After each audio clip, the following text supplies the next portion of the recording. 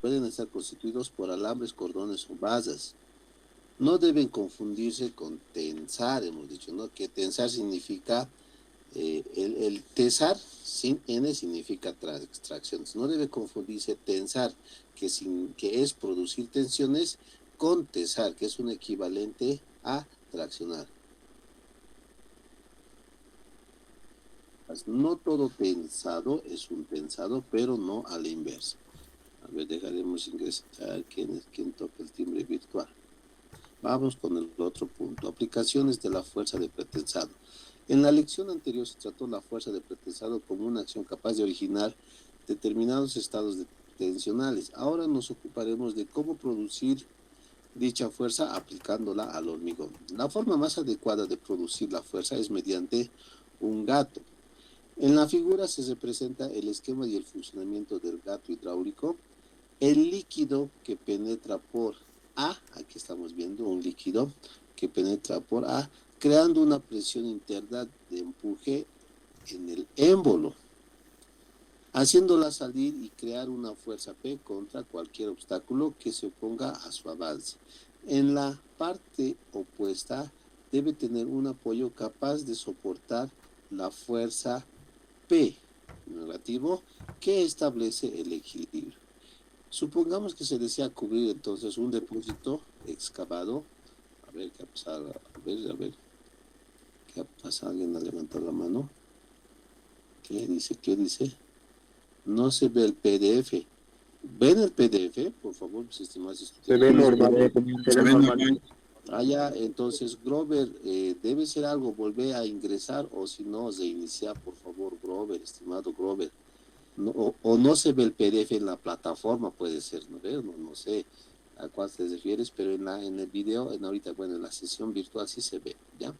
Me avisa si no puedes descargarlo, tal vez ahí, ¿no? Entonces vamos a verlos. Vertido. Supongamos que se desea cubrir un depósito excavado en terreno rocoso con una placa de hormigón en masa pretensado. El vertido en el hormigón sobre un tablero y una vez endurecido se puede aplicar mediante los gatos hidráulicos dispuestos a intervalos regulares con fuerzas P de pretensado sobre uno de los lados de la placa, de manera que ésta adquiera un estado tensional que es superpuesto al producido posteriormente por la acción gravitatoria. La acción gravitatoria va a estar conformada por el peso propio al retirar el tablero, el relleno de tierras, sobrecargar, etcétera, de como es resultado un estado de tensiones admisible. Dejaré ingresar, por favor, quien tocó el timbre virtual. Ya.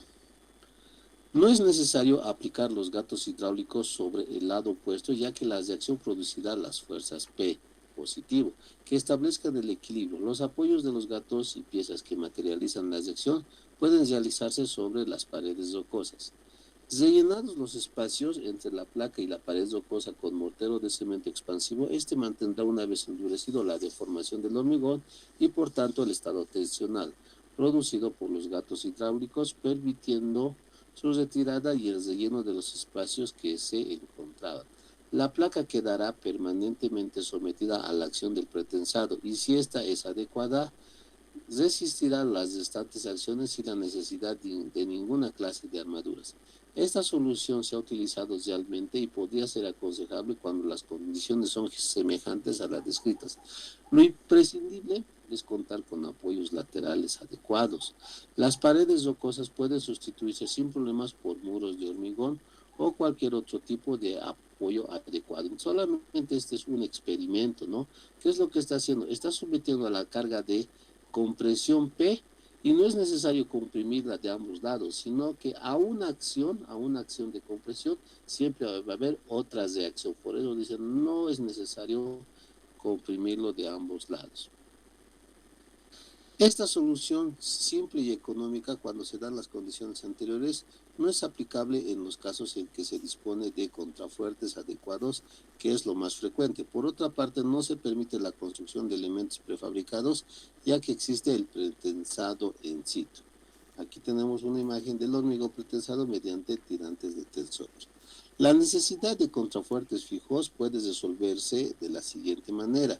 Imaginemos una viga de hormigón en masa en cuyos extremos se disponen dos perfiles en U, enlazados por tirantes y uno al lado del otro. Mediante un tensor de cada tirante puede aproximarse los perfiles que comprimirán el hormigón a la altura elegida, introduciendo así la fuerza del pretensado prevista con la excentricidad deseada.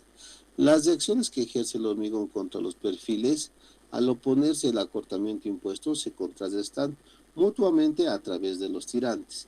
Gracias a ellos, los perfiles pueden actuar como contrafuertes.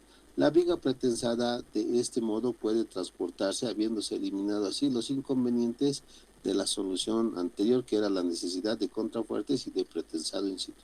Vemos que en esta solución se utilizan unas armaduras que son los tirantes y su función no tiene nada que ver con las armaduras pasivas utilizadas en el hormigón armado. Se trata en este caso de armaduras activas mediante las cuales se introducen y se mantienen la acción del pretensado. Están situadas fuera del hormigón y por tanto sin adherencia de él. Su única unión con el hormigón de la viga es a través de los anclajes en los perfiles. No son puestas en tensión por la deformación del hormigón, sino que son ellas las que le producen deformaciones a través de un tensado producido mediante artilugios exteriores. A diferencia de las armaduras pasivas, que son las bases conjugadas, su deformación es independiente del hormigón situado a su nivel, ya que éste resulta comprimido a la altura de los tirantes que se encuentran traccionados.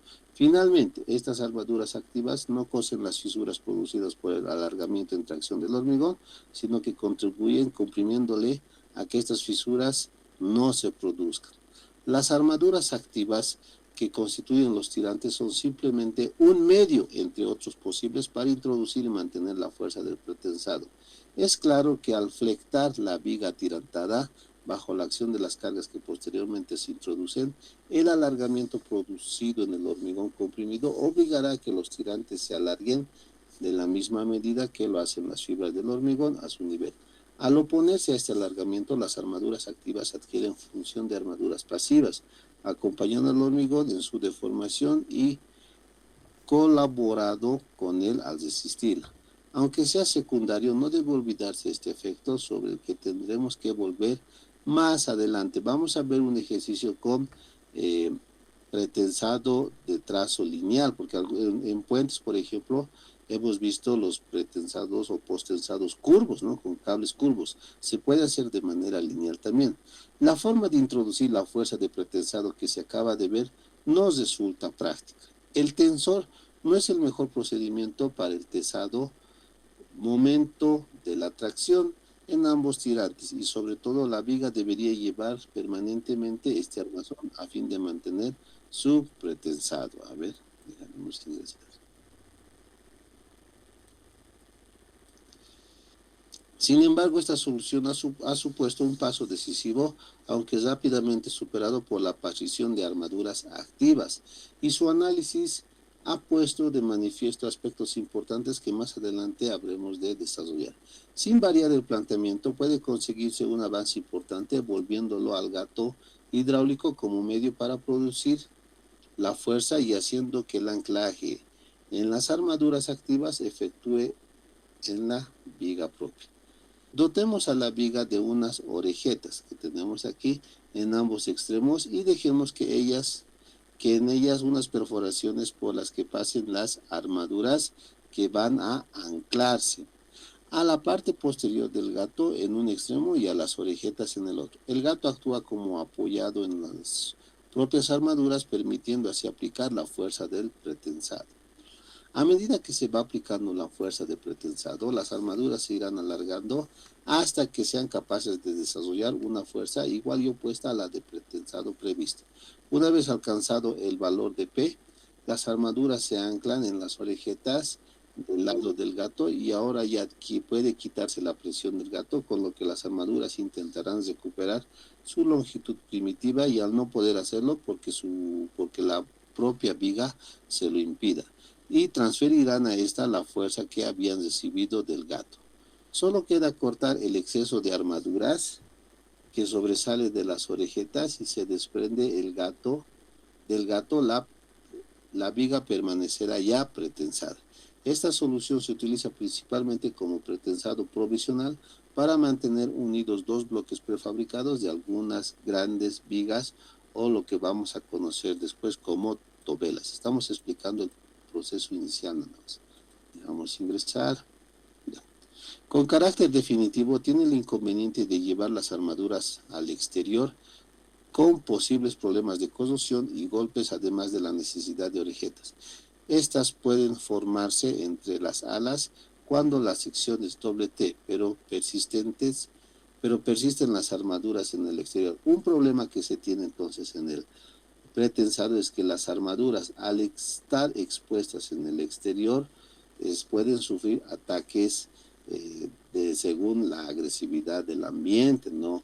Un factor, por ejemplo, puede ser el dióxido de carbono o el ataque por carbonatación. ¿Y por qué no llevarlas al interior? ¿Por qué no se puede llevar al interior? Nada se opone a que antes de hormigonar se coloque en el encofrado unas vainas, ya están explicando de a poquito, formando conductos que quedarán embebidas en el hormigón y por los cuales se pasan las armaduras de uno a otro extremo de la viga. Además de proteger las armaduras, esto permite darles un trayecto curvo si se desea, por ejemplo, para variar la excentricidad a lo largo de la viga. Estas armaduras son, como se ha visto, un medio que permite aplicar la fuerza de pretensado y mantener su efecto. Posteriormente son armaduras activas que van por el interior del hormigón, como podrían ir por el exterior, y no deben confundirse por el hecho de discutir interiormente con las armaduras pasivas, cuya función es muy diferente.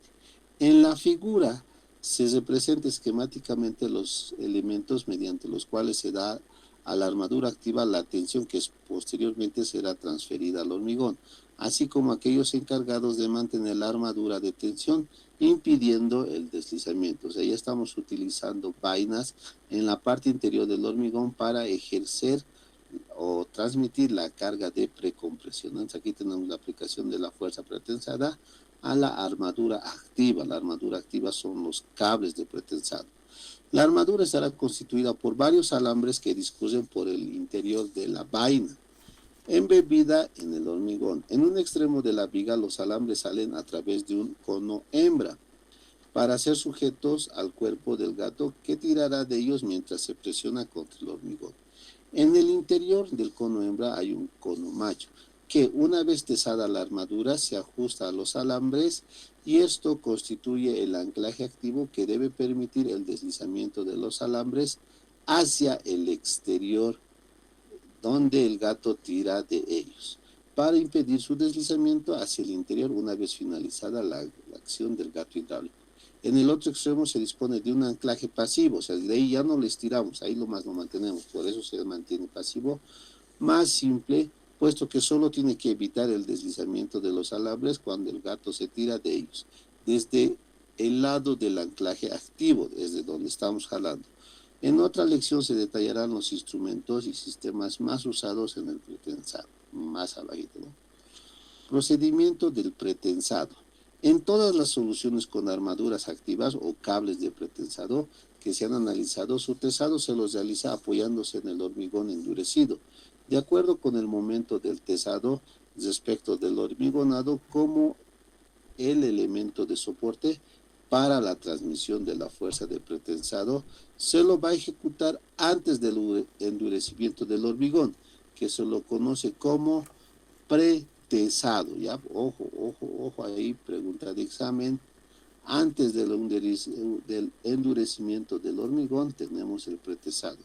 Y caso contrario, después que haya endurecido el hormigón, que en realidad es antes de su vertido del hormigón, se llama el proceso posttensado. Obsérvese que en ambas modalidades se habla de un hormigón pretensado, lo que quiere decir que el hormigón se encuentra en uno o en otro caso sometido a un estado tensional previo a su entrada en servicio. Por lo general, entonces, en el léxico o en el lenguaje, cuando decimos pretensado, estamos hablando tanto del hormigón pretensado como del posttensado, ¿no? Entonces, al decir pretensado con una N, entonces estamos hablando de ambos, del pretensado o posttensado, ¿no? Puede ser uno u otro o uno por individual. Pero si ya queremos aclarar, ya tenemos el pretensado y el posttensado. ¿Qué es el pretesado? Este método es acreditado a un ingeniero alemán de Hoyer, que lo desarrolló en 1938, donde los tendones de acero en forma de alambres o cordones son tesados antes del hormigonado, donde este proceso se efectúa después de haber tesado y anclado provisionalmente las armaduras en los elementos fijos. El término pretesado se usa para describir un método de preesforzado donde los cables se tesan con anticipación, más antes hay que estirarlo. Los cables torcidos con varios torones compuestos de alambres cada uno se estiran o se tesan entre los apoyos que forman parte permanente de las instalaciones de la planta.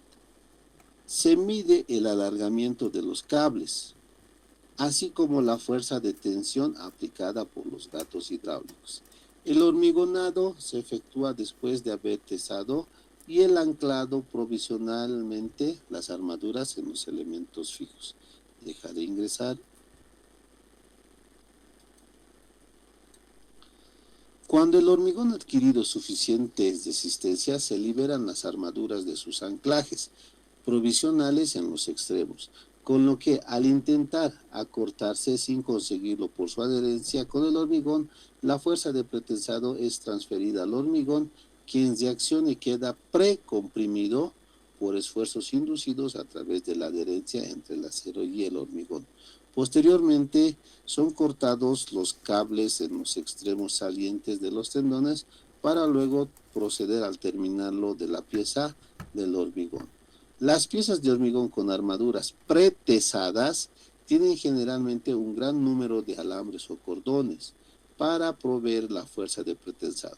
Desde el momento que la fuerza desarrollada en ellas es transmitida al hormigón que los rodea por medio de la adherencia y que por tanto es deseable que se tenga la mayor área de contacto posible. En este método, en el pretesado, se utilizan moldes e instalaciones y se requiere enductar torones para controlar los esfuerzos durante la transferencia. En el pretesado no se dispone ni vainas de pretensado ni anclajes en el hormigón. Se disponen anclajes de cuña en la bancada necesarias para la fijación provisional de los cordones de pretensado. Más abajito les voy a mostrar qué son las cuñas, ¿ya? Como consecuencia de la forma en que se fabrica este tipo de elementos en general, el trazado de pretensado es recto. Pregunta de examen.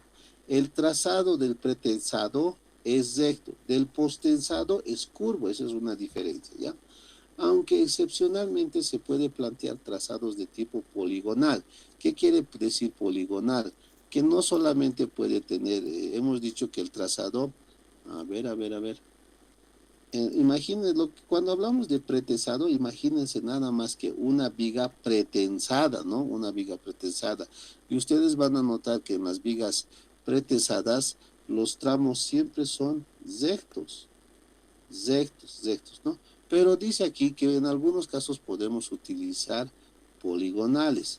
¿Qué quiere decir? Un conjunto de pretensados, con color azulcito. Ahí está. ¿Qué podría tener esta forma de polígono, no? Les voy a mostrar un poquito más abajito, pero igual siendo tramos rectos, donde hay que utilizar desviadores intermedios. Más abajito hay una fotito. En general, los tensores son rectos, pero muchas veces se los curva para variar su excentricidad, lo que se conoce como damping o harping en textos en inglés, y se logra las condiciones de trabajo más favorables. Por supuesto que los elementos que mantengan a los tensores en la posición no recta deberán permitir el movimiento longitudinal para poder materializar la operación del tesado. Esta configuración de tensores permite, por ejemplo, reducir la excentricidad de los extremos apoyados y por lo tanto se reduce y evita la fisuración del hormigón en las fibras superiores. Una manera alternativa de lograr este objetivo es reducir la fuerza de precompresión en dichos extremos, por ejemplo, eliminando la adherencia en cierta longitud y en ciertos tensores. Suele utilizarse gatos hidráulicos u otros dispositivos de tracción controlados en cuanto al recocido o tensión para garantizar el valor correcto de la tensión inicial. La aplicación del pretensado o pretesado, ¿no? Pretesado lo colocaremos por cierto. Este método se emplea principalmente en la prefabricación de piezas en plantas fijas. ¿Qué quiere decir? Que necesitamos una fábrica, ¿no? Una fábrica o un espacio fijo, no podemos movernos de ahí. Desde el momento que son necesarios grandes anclajes para tesar todos los tendones y poder hormigonar varias piezas a lo largo del banco de tesado. El hormigón pretesado con armaduras pretensadas, ¿no? Está pretesadas, de alambres adherentes es el usualmente utilizado para la fabricación de viguetas y otros elementos resistentes prefabricados. La razón de esta preferencia estriba en la sencillez del procedimiento. Deriva del anclaje por adherencia que no se precisa piezas de anclajes de ningún tipo. Otras aplicaciones son en traves o en puentes o en edificios de losas y losetas donde se utiliza para graderías, ¿no? Este tipo de losetas se emplea en graderías, ¿no? En graderías para un coliseo utilizamos esto, ¿no? Y aquí tenemos, como hemos dicho, se fabrica en planta, las cantidades entonces de las viguetas son mayores. Tenemos algunos elementos prefabricados pretesados típicos, ¿no? Que hay en otros lugares. Ahí está, incluso se hacen los pilotes también, ¿no? En este caso ustedes pueden notar que los tramos son rectos. Todos estos son las armaduras activas y son tramos rectos. Las armaduras, todos son tramos rectos, ¿no? Entonces, en otras palabritas, por ejemplo, este fierrito, si lo vemos longitudinal, va a ser recto, ¿no? Esto otro va a ser recto, ¿no? Entonces, de esa manera, todos los tramos son rectos. Ventajas y desventajas del pretesado. Las ventajas. La producción en serie en plantas permite mayor control de calidad y disminución de costos posteriores, ¿no? Sí o sí garantizan la calidad porque está fabricado y cada planta tiene su laboratorio, ¿no? Con el cual se mide el asentamiento, la resistencia, los tipos de aditivo, la dosificación y demás. La desventaja, en general la inversión inicial es mayor por la disminución de los tiempos de construcción. Cuando tú te quieras abrir tu fabriquita de pretesado, va a ser costoso al inicio, ¿no? Eso es. Ventajas. Hay rapidez de ejecución al ejecutar al mismo tiempo varios sectores o construirse simultáneamente en distintas partes de la estructura. Esto en general conlleva importantes ventajas económicas en su análisis financiero, ¿no? No se hace una vigueta por vigueta, ¿no? Se hace directamente un conjunto de viguetas que supera incluso las 10 viguetas, ¿no? En cada elemento, bueno, se fabrican de 10 o 10 o superiores a estas. Desventajas. La falta de coordinación en los transportes de los elementos pretesados puede encarecer el montaje. No es lo mismo entregar entonces los elementos pretesados en la ciudad que en provincia, ¿no? Siempre se incrementa el costo de la distancia.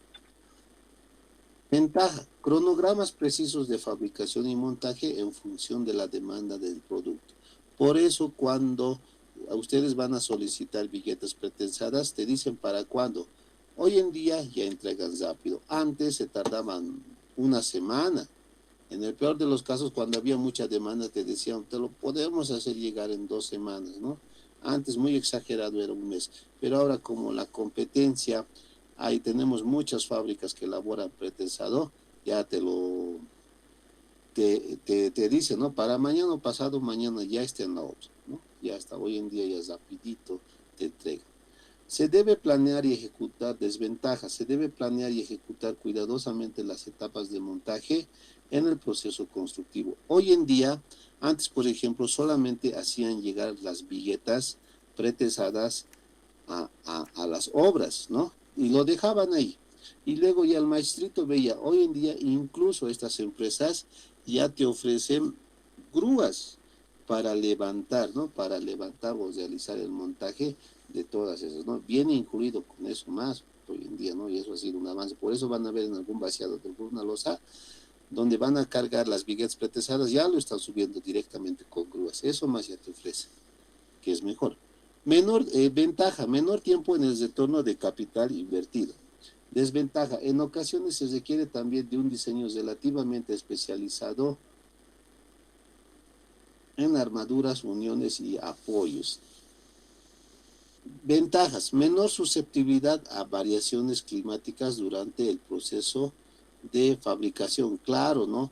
Dependiendo también, ¿no? Pero muchas veces, por ejemplo, estas viguetas son fabricadas al aire, ¿no? Al aire, solamente su materia prima está en ambientes cesados, ¿no? La materia prima sí está en ambientes cesados, pero la elaboración está al aire, ¿no? Desventajas. En campo abierto, las fuertes precipitaciones suspenden el trabajo de la fabricación. Obvio, ¿no? Si va a llover, ya no elaboran por ese tiempito las viguetas pretensadas. ¿Por qué? Porque el agua influiría en su resistencia. Rastreabilidad, ventajas, rastreabilidad del proceso, ¿no? Mándame 15 y tú puedes contar, las 15 viguetas van a estar ahí. Desventajas, requiere de máquinas más especializadas que el hormigón armado. De hecho, eso, ¿no? Si es de fábrica. Ventajas, poco personal de obra en obra, lo que reduce la exposición a riesgos. La mayoría, entonces, en la fabricación, por lo general, es máquinas, máquinas y máquinas, ¿no? Solamente el personal es para controlar la calidad y para el transporte, Desventajas, requiere mano de obra más especializada que el hormigón armado, obvio. Los, los obreros o el personal que trabaja en las viguetas pretensadas son personas ya especializadas. Incluso uno que entra recién a trabajar ahí, ya se queda 2, 3, 4 años, ¿no? Ya se quedan 4 años ahí y más todavía porque ya adquieren experiencia. Incluso la misma empresa no les quiere soltar, ¿no ven? Pero, sin embargo, a diferencia del hormigón armado, si tú a un maestrito ahorita lo agarras que está construyendo una obra y le dices, a ver, trátamelo de hacer una vigueta pretensada, no te lo hace, porque tiene que ser mano de obra especializada en hormigón pretensado. ¿Por qué especializada? Porque uno necesita garantizarse un hormigón de alta resistencia, te tendría que fabricar un hormigón de H30, ¿no? Mínimo lo que estamos hablando, y después tendría que generar el tesado, ¿no? El tesado del cable activo. ¿Y eso cómo lo va a hacer? No puede hacerlo si no es con una máquina, ¿no? Ventajas. Todo el sistema compite con el de las estructuras metálicas, ¿no? Obviamente ya le ha quitado a las estructuras metálicas la prioridad de material de construcción. A ver. Desventajas, menor flexibilidad en el diseño, menor flexibilidad en el diseño. Asumo que se refiere a que este elemento es fácilmente volteable, ¿no? Si ustedes ven una vigueta, lo pueden hacer girar, asumo que se refiere a eso, ¿no? Ventajas, alta resistencia del sistema ante inclemencias climáticas y naturales en comparación con el sistema de revestido en chapa. Tiene buena durabilidad, mínimo mantenimiento y máxima seguridad del sistema ante el intento de robos en comparación con el sistema de revestido en chapas. El sistema se puede desmontar y relocalizar, ¿no? Bueno, se puede cambiar la posición dependiendo también, ¿no?, de las magnitudes o los tamaños que te han dado. Otra ventaja, ahorro en hormigón, acero y mano de obra y encofrados, ya que el sistema disminuye en forma considerable cada uno de ellos. Ahí está, vámonos ahora con el post-tesado. Todo eso es del pretensado y vamos a preguntar igual, ¿no? ¿Cuál la diferencia? ¿Por qué? ¿Cuál es mejor? Todo eso del pretensado, lo que hemos leído, lo más importante, entra al examen, ¿ya? Iremos con el proceso de post-tesado. El hormigonado se realiza antes del tesado en las armaduras activas, que normalmente se alojan en conductos y vainas. Aquí ya se utiliza conductos y vainas. En el pretesado no se utilizaba, ¿no? O sea, solo utilizábamos cuñas. Cuando el hormigón ha adquirido suficiente resistencia, se procede al tesado y anclajes de las armaduras. En este proceso, por ejemplo, se utilizan lo que ayer hemos mencionado, los superfluidificantes, ¿no? Esto para acelerar la resistencia del hormigón. Sus características lo vemos en esa imagen.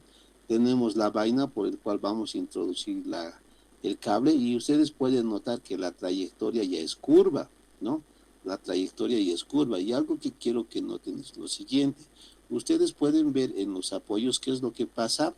La trayectoria es ascendente, fíjense, está arriba, en el tramo baja y cuando llegas a los apoyos, otra vez está subiendo, se está formando una curva convexa, ¿no? Vuelves a bajar para el tramo y para los apoyos subimos, ¿no? Formando curvas convexas. Y tenemos el gato, los anclajes activos y demás, ¿no? El anclaje pasivo, donde no se utiliza ningún gato y demás. En algún caso sí se puede utilizar de ambos, ¿no? Pero por lo general la mayoría solamente tienen un anclaje activo, ¿no? O sea, aquí lo sujetan bien y lo empiezan a estirar en el otro extremo.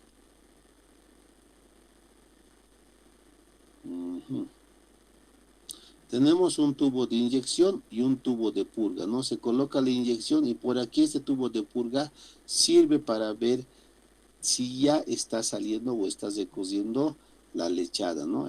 Para eso sirven los tubos de purga. En el hormigón pretensado con armaduras post-tensadas, ya no estamos diciendo pretensado, sino post-tensadas, por lo general el pretensado se los realiza in situ. Tenemos un puente en Achacachi, podemos hacerlo en Achacachi, ¿no? Tenemos un puente cerca del lago Titicaca, podemos hacerlo en el lago Titicaca, ahí cerquita, ¿no? Los tensores o bien se colocan junto con las vainas, o bien se enhebran antes de hacer la operación de tesado. Esta última situación en lo posible debe evitarse por los problemas que podrían acarrear en el enhebrado. Los tendones están dentro de las vainas colocadas previamente en el hormigón y en algunos casos pasan los tendones por fuera de la sección del hormigón.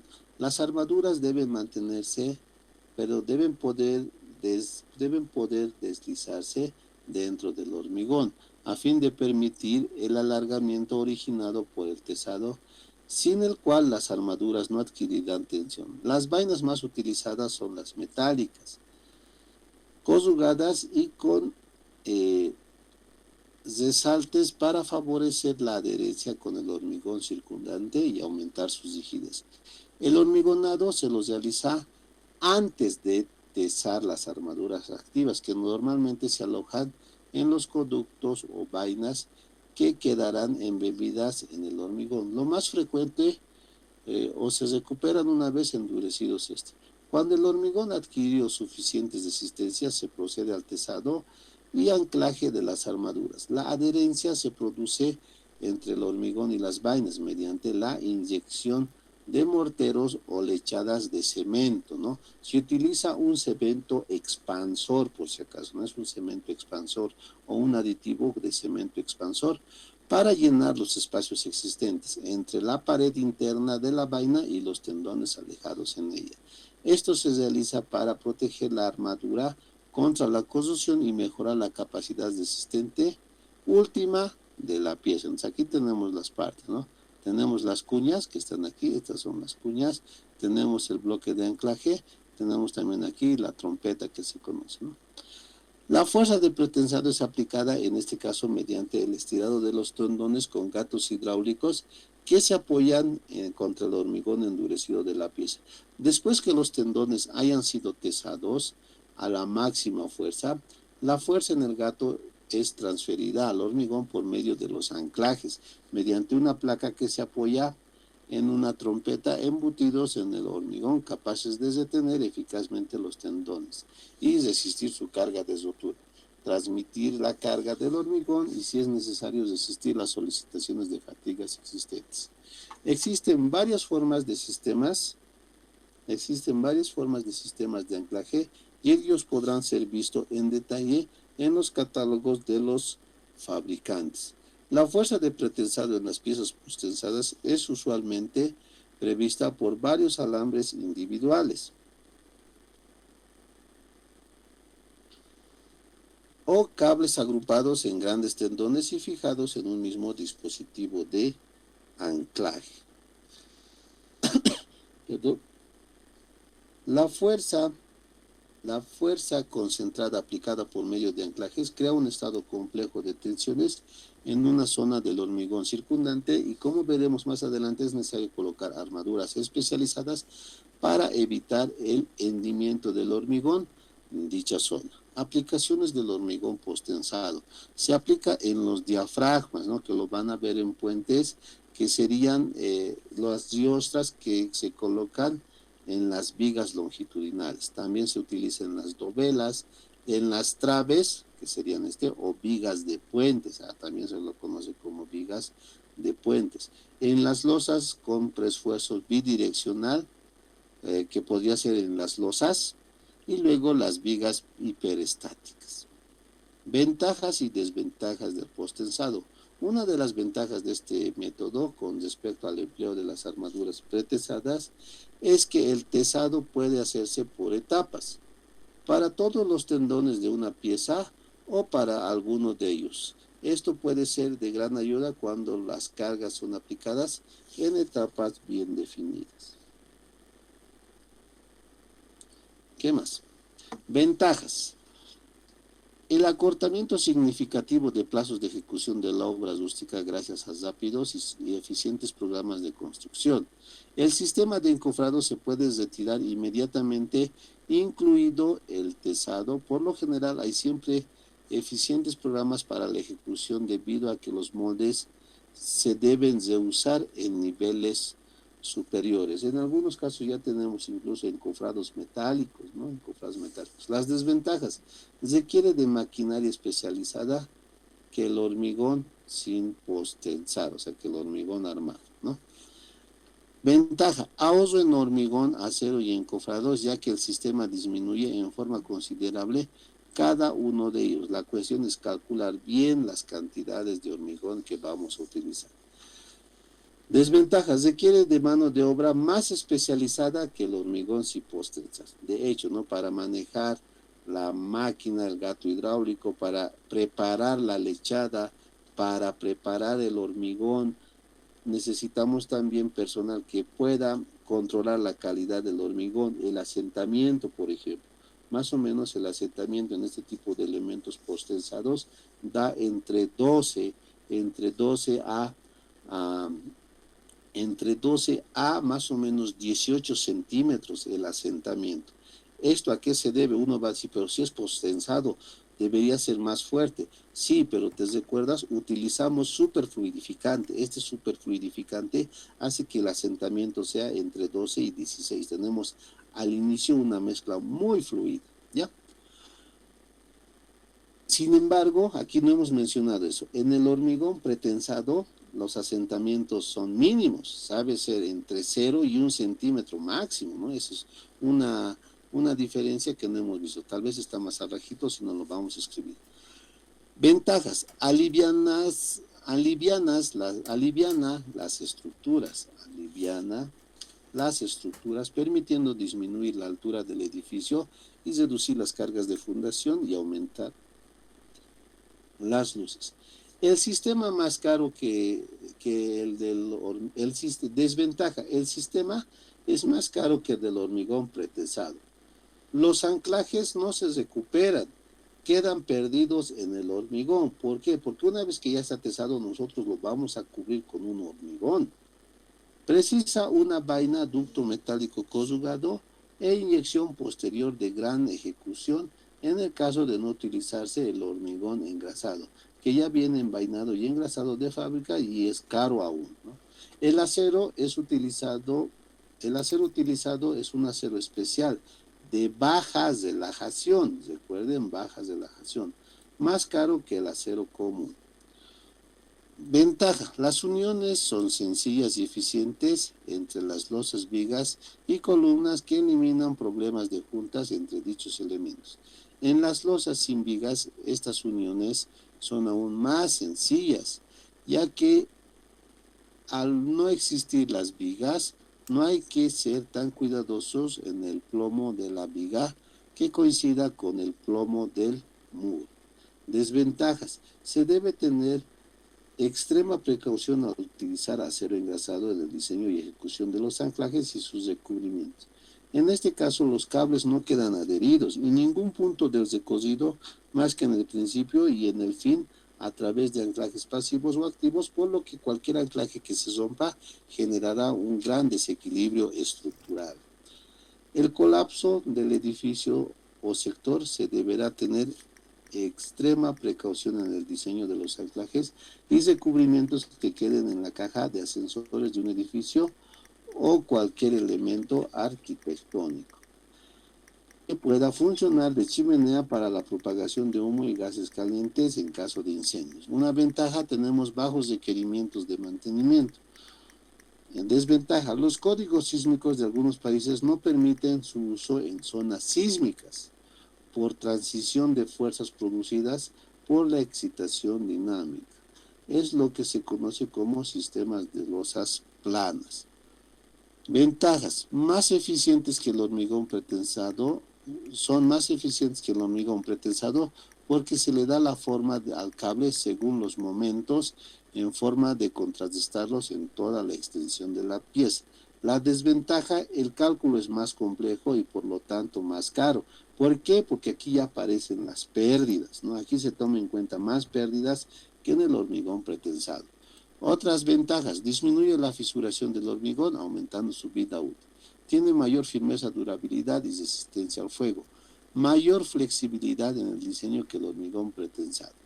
Integridad estructural superior proporcionada por la continuidad de la losa de los cables.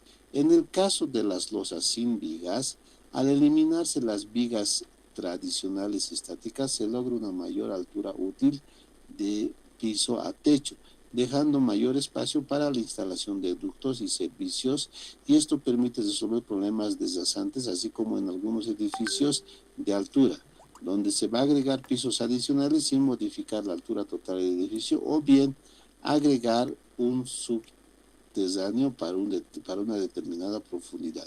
Otra ventaja es que en caso de realizar estos postensados de forma prefabricada, se cumplen varias ventajas nombradas en la lista de ventajas de las piezas de las piezas de hormigón pretensado. Diferencias entre el pretesado y el postesado. El pretesado, las armaduras se tesan antes del hormigón. En el postesado, las armaduras se tesan después del hormigonado. En el pretesado no se disponen ni vainas de pretesado ni anclajes en el hormigón. En el postesado las armaduras van alojadas en conductos o vainas. En el pretesado se emplea en fabricación industrial de muchas obras, ¿no? O sea, tenemos sí un campo para fabricarlo. Sin embargo, en el postesado se emplea en obras independientes in situ. Pero el pretensado, la transferencia de la fuerza se hace por adherencia a acero y concreto, porque no utilizamos vaina, directamente el acero activo con el concreto.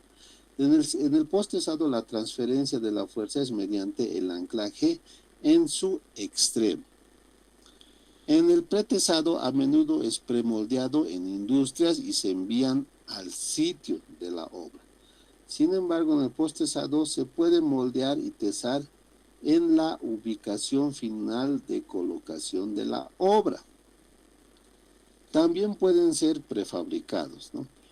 En el hormigón pretensado se lo ejecuta como estructura isostática simplemente apoyada.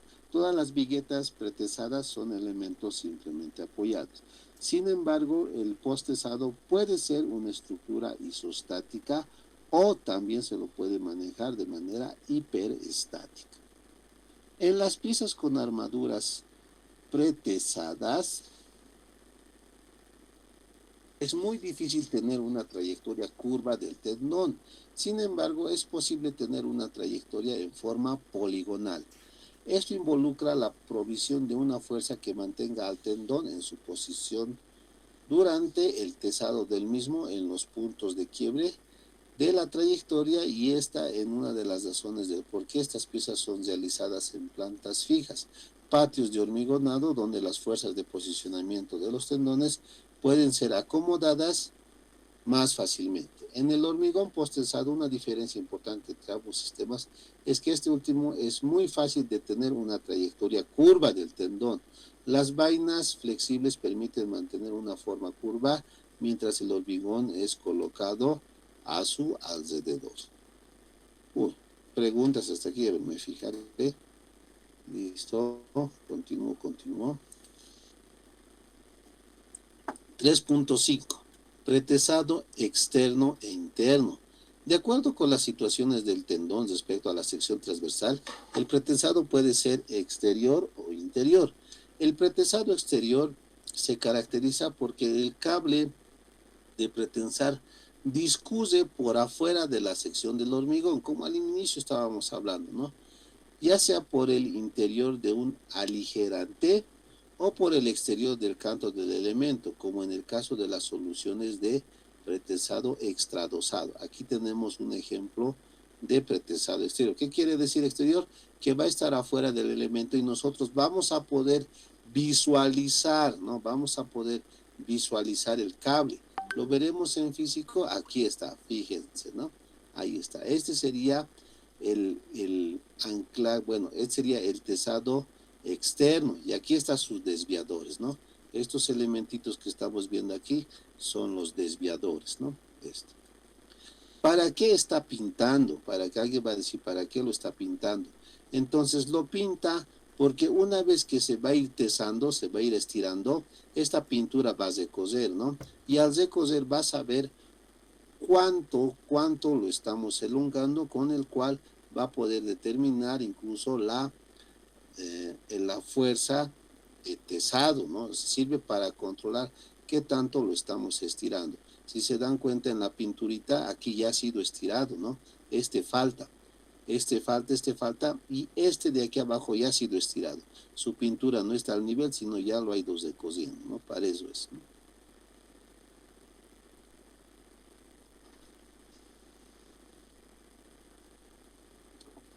El caso de esta gráfica es aquí, ya por si acaso, el extradosado, aquí está, ¿no? Esta viga sería esta de aquí, ¿no? Ahí están los cables, fíjense, se los marcaré a ver, el cable, aquí es el cable, ¿no?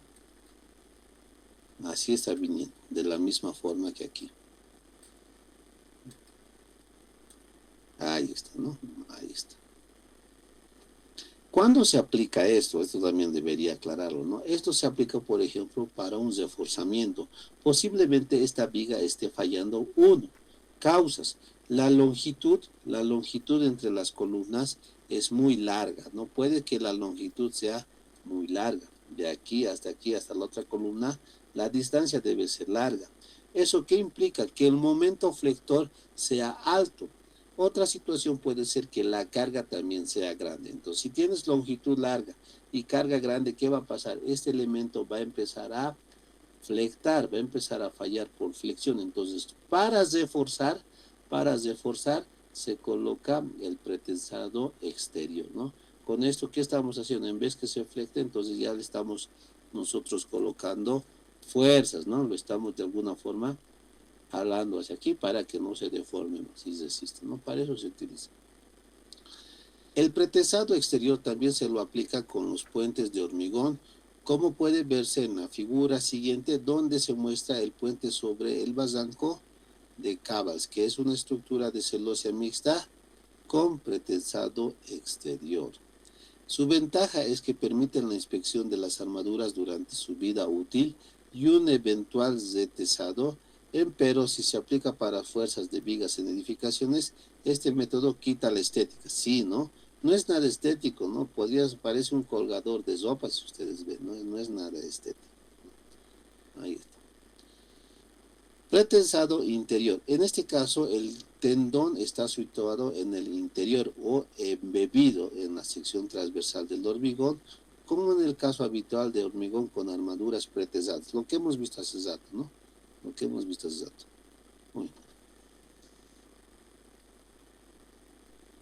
Pretensados adheridos y no adheridos a la armadura. Desde el punto de vista de las condiciones de adherencia del tendón y de pretensado, puede ser adheridos y no adheridos. Los adheridos. Este es el caso del pretensado, en el que en el que en situación definitiva existe adherencia adecuada entre la armadura activa y el hormigón del elemento, transfiriendo la fuerza de pretensado por rozamiento. Se da en el hormigón con armaduras pretensadas y con postensadas si se emplean inyecciones adherentes mediante una inyección con un material que proporciona una adherencia adecuada entre la armadura y el elemento del hormigón.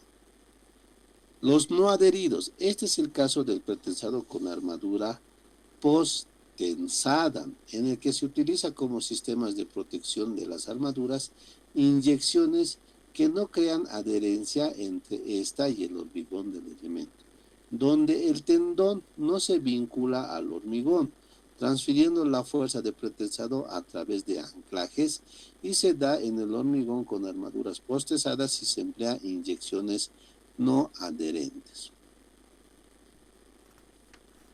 Pretensado según el trazado del cable.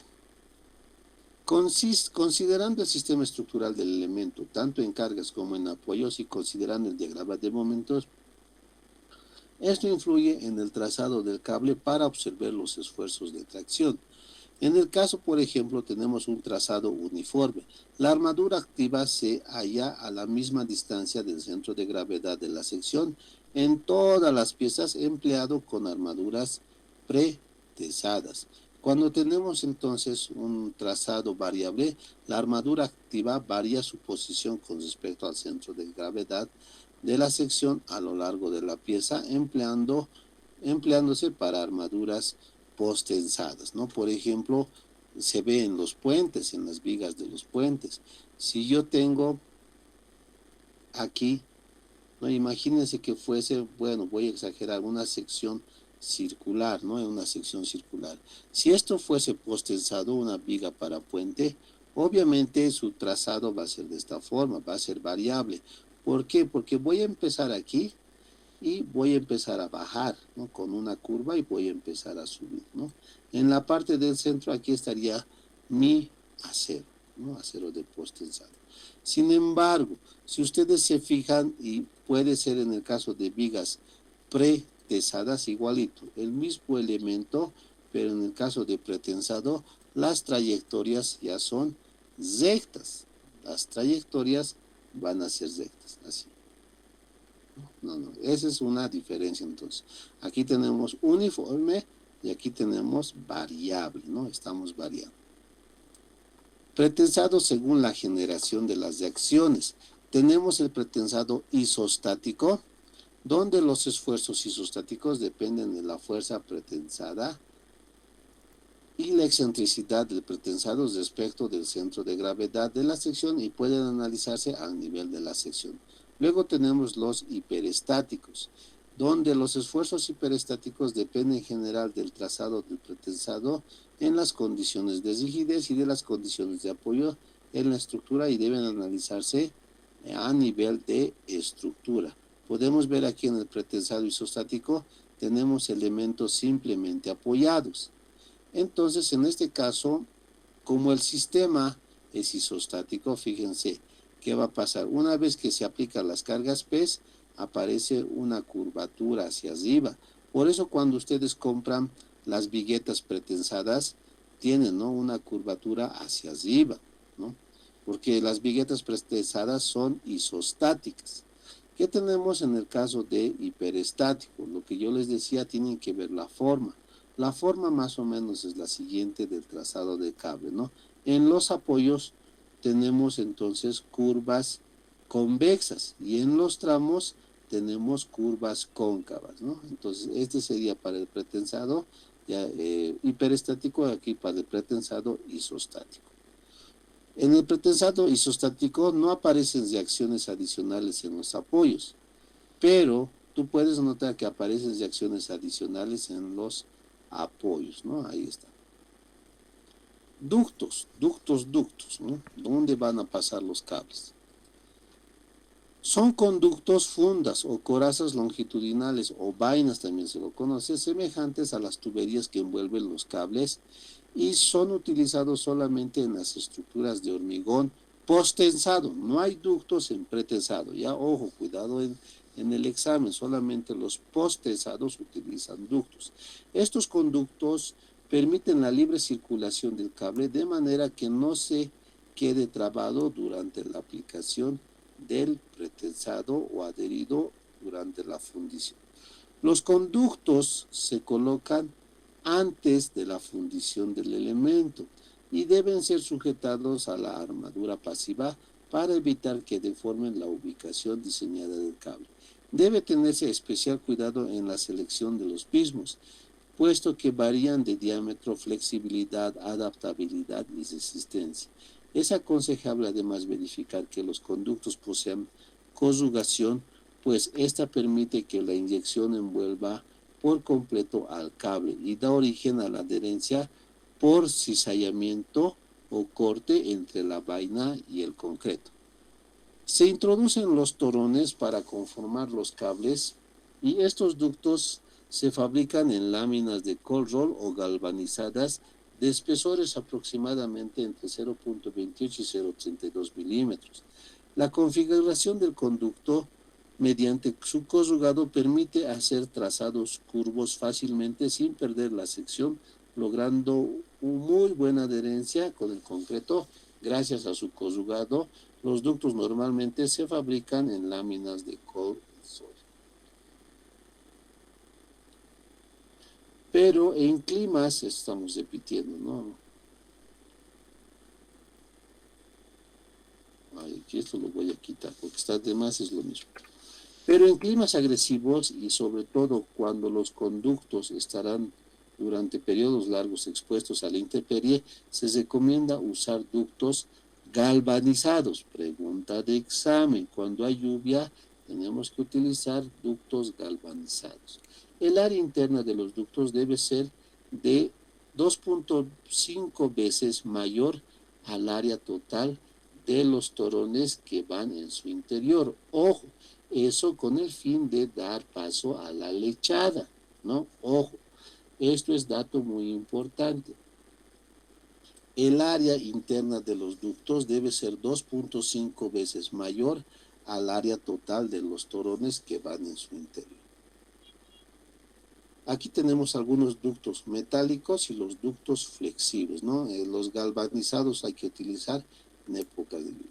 Estos ductos no deben permitir el paso del concreto a su interior y no deben reaccionar químicamente con el concreto, los tendones o el material de relleno.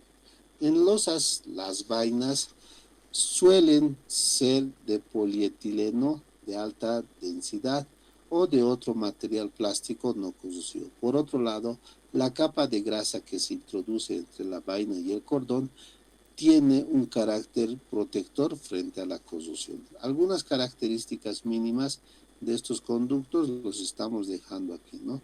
Para cable de 7 hilos, por ejemplo, tenemos aquí, ¿no?, el número de refuerzo que constituyen a la unidad, los conductos enrollados y también lo tenemos los conductos de forma flexible y los conductos rígidos, ¿no? Y los conductos rígidos. Entonces, eso es, mis queridos estudiantes, ¿no?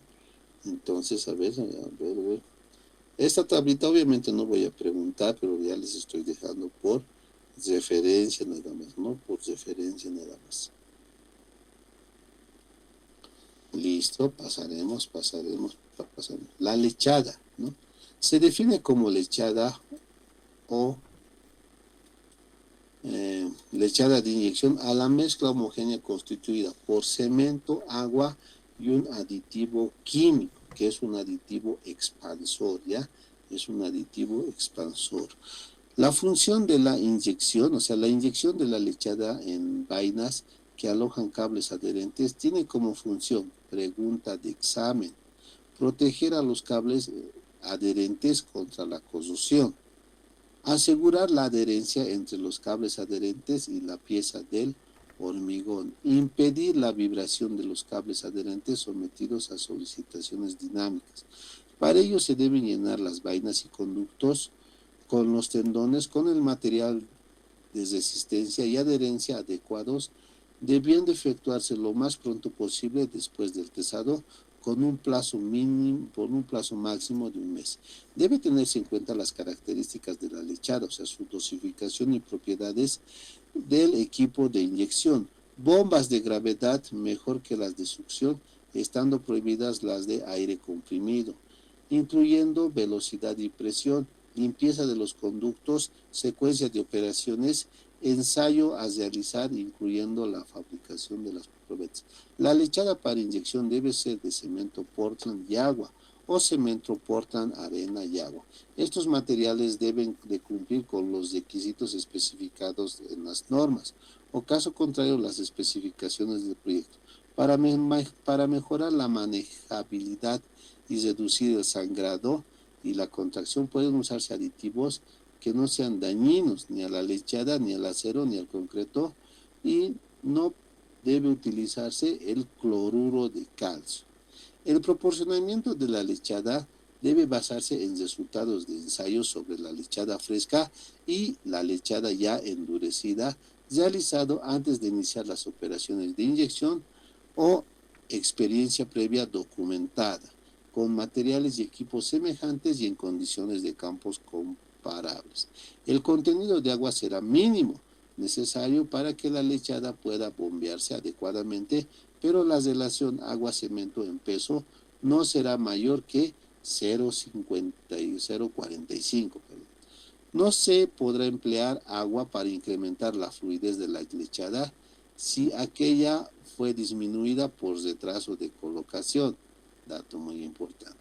La lechada debe inyectarse con equipos mecánicos de mezclado y agitación continua que da lugar a una distribución uniforme de los materiales. Asimismo, debe bombearse de modo que se llene completamente todos los ductos de los tendones.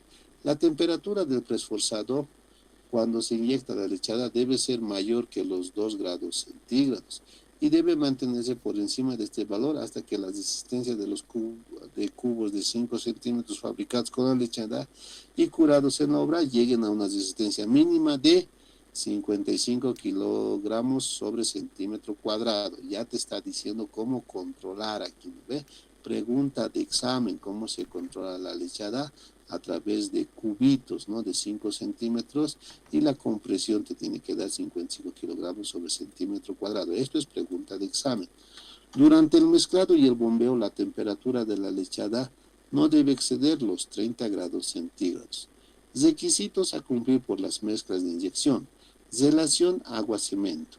La lechada de inyección debe tener una razón o relación agua-cemento en masa igual o menos a 0,40, y aquí hemos mencionado 0,45. ¿Ven? ¿Qué más? Se debe utilizar la menor relación agua-cemento que sea compatible con los requerimientos de fluidez, exudación, estabilidad volumétrica y resistencia de la mezcla. La fluidez se define como fluidez de la lechada de inyección al tiempo medido en segundos que tarda en escurrir por gravedad los 1700 milímetros más menos 5 de la mezcla por el cono de fluidez. Uy, dejaremos ingresar. ¿Quién ha llegado de contra tarde? Ahí está. El tiempo, a ver qué dice. En el momento de iniciar la inyección y durante el tiempo que dure la misma, la lechada de inyección deberá tener la fluidez que asegure el llenado completo de la vaina. El tiempo de escurrimiento de la lechada de inyección, medido con el cono de fluidez, debe ser igual o mayor a 11 segundos a la entrada de la bomba de inyección. Pregunta de examen. La fluidez de la lechada debe permitir su inyección en las vainas manteniendo un flujo continuo a la salida de las vainas con una presión de inyección igual o menor a 2 megapascales. El tiempo de escurrimiento de cada lechada de inyección se debe ajustar en la obra. Exudación. Se define como exudación a la cantidad de agua que aflora a la superficie de una lechada de inyección en condiciones de reposo. La exudación caracteriza la estabilidad de la lechada de inyección. El volumen de agua exudada después de transcurrir las 3 horas desde la finalización del mezclado debe ser igual o menos que el 2% del volumen inicial de la mezcla.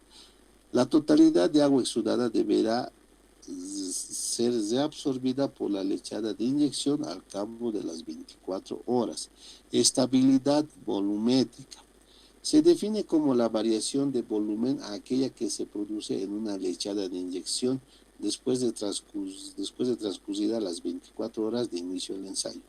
La lechada de inyección debe tener expansión respecto de su volumen inicial con el fin de garantizar el llenado completo de la vaina.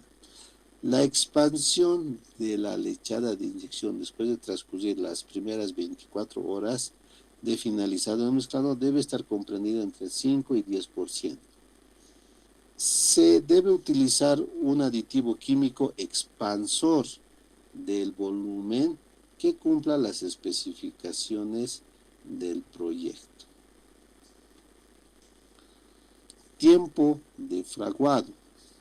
El tiempo de fraguado inicial de la lechada de inyección debe ser mayor que el tiempo necesario para realizar la inyección de las vainas. Por otro lado, una vez terminada la inyección, conviene que el tiempo de fraguado final no se demore en exceso.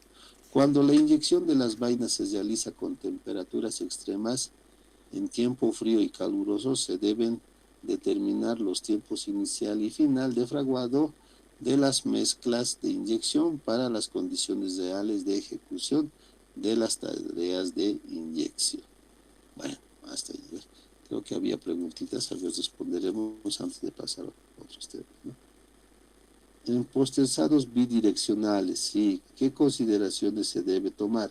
El tema de posterzados bidireccionales lo vamos a ver en las losas, ¿no? En las losas, porque ahí utilizamos las bidireccionales. Por lo general, en los puentes y en las vigas, que lo vamos a ver para este primer parcial a flexión, todas van a ser unidireccionales, ¿no? Pero las bidireccionales se utilizan en las losas postensadas, ¿no? Algunas consideraciones, lo que mostraba en las imágenes, ¿no? Cerca a las columnas, estas losas tienen que cumplir con una curvatura convexa, ¿no? Y en los tramos tiene que ser cóncavo, eso hablando de manera inicial nada más, ¿no? Pero lo vamos a ver en la parte de las losas en dos direcciones, ¿ya? Grover, los ductos, he escuchado que en puentes se inserta mortero dentro de los ductos con cables de pretensado. ¿Es necesario el mortero? No. Bueno, es que se coloca la lechada, ¿no? Y como hemos dicho, la lechada es una mezcla de agua, cemento, ¿no? Agua y cemento. Entonces, a este cemento, algunos al utilizar arena ya lo están volviendo mortero. Entonces, lo correcto es utilizar agua, arena muy fina, pero no solamente cemento, sino un aditivo expansor, ¿no? Entonces, recién podríamos emplearlo eso en la parte de los puentes, ¿no?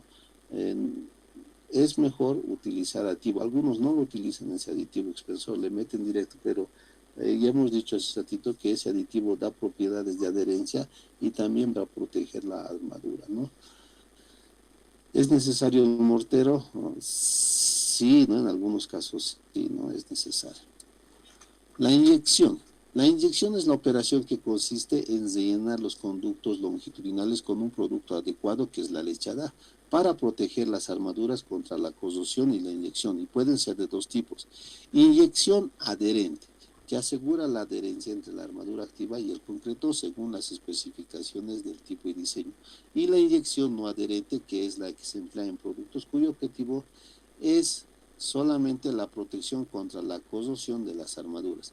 La inyección se lleva a cabo a través de un bombeo a una presión aproximada de 0.6 megapascal. O sea, hay que utilizar una maquinita que más abajito les voy a mostrar, la cual debe iniciarse con una limpieza de la vaina y el cable aplicado a abundante agua y aire comprimido. El material que se inyecte debe cubrir todos los vacíos interiores del conducto, lo cual se logra hasta que se observa salir suficiente lechada por uno de los respiradores de inyección. O sea, hay que colocar tubitos, ¿no? en la viga del puente, donde vais saliendo, algunos lo llaman el sangrado, ¿no? Por ahí va a estar saliendo la lechada. Se coloca esos tubitos o tubos de purga para ver si está pasando, ¿no? La lechada, y clarito, si sale, ha llegado ese punto. Dejaremos ingresar. A ver. ¿Dónde está? La inyección debe ser ininterrumpida con velocidades entre 5 a 15 metros por cada minuto, no debiendo superar en cada operación los 120 metros. Para facilitar la inyección de la lechada, el diámetro interior de los ductos que alojen un tendón será de al menos 6 milímetros mayor que el diámetro del tendón. ¿Ya? 6 milímetros mayor, otro dato importante. El área transversal interior de los ductos que alojen varios tendones será por lo menos igual al doble de la transversal de todos los tendones. En algún caso hemos dicho más arriba 2.5 veces, ¿no? Entonces ahí está.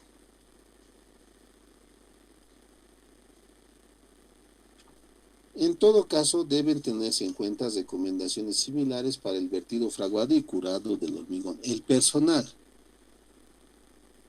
Las operaciones de inyección de las vainas con lechada deben estar a cargo de un profesional habilitado. Este profesional debe estar presente durante todo el proceso de inyecciones y será responsable del conjunto de medidas de seguridad inherentes a las operaciones preparadas de la inyección. Solo necesitamos un encargado o 2 o 3 personas que se encarguen de la inyección de las lechadas. No tiene que ser el residente de obra, todo, no tiene que ser todo. Deberíamos tener 1 o 2 personas encargadas de la operación de inyección. Embocaduras de entrada y salida. La posición de las embocaduras de entrada y salida depende del tipo y de la geometría de los cables, así como también del procedimiento de inyección y de post-inyección de la lechada, y deben estar indicadas en los documentos de proyecto.